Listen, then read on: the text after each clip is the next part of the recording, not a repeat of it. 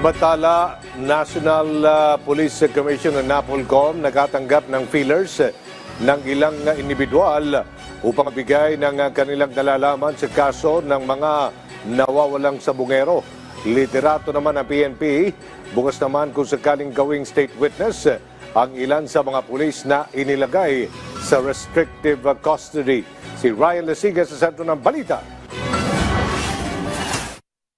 Bukas ang Philippine National Police o PNP sa posibilidad na maging state witness ang sinuman sa 15 pulis na isinasangkot sa kaso ng missing sabungeros.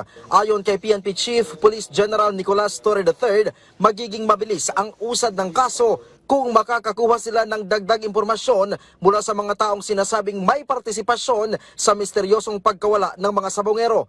Subalit tiwalaan niya silang malulutas ang kaso kahit na walang pulis na magsalita ukol dito.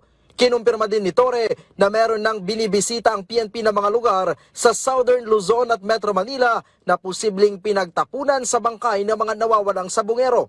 Meron ako mga ilan na binibisita. May mga areas kami not only around Laguna or Batangas but in other parts of the Metro and other parts in the underlying areas.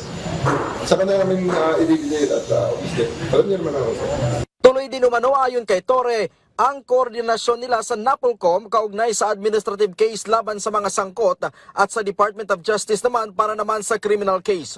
Dagdag pa ni NAPOLCOM Vice Chairperson at Executive Officer Attorney Rafael Calinisan, magiging mabilis din ang paggulong ng investigasyon kung magbibigay na ng affidavit si alias Totoy at magsusumite ng counter-affidavit ang mga pulis na isinasangkot sa kaso. We're expecting that the case will really be filed with the National Police Commission. Sabi ko nga kanina, malamang sa malamang yung talpakan ng kaso ng sabong yung mangyayari sa National Police Commission. So kung ready naman na yung mga pulis na to, yung 15 na di umano'y nasa restricted custody na, sana makapag-file din sila ng sagot, assuming na makapag-file na ng complete affidavit itong talking head natin na si Toto. May mga feelers na rin umano na natatanggap ang NAPOLCOM mula sa mga taong posibleng may kinalaman sa kaso. Sabihin na lang natin na talagang the feelers come from different people.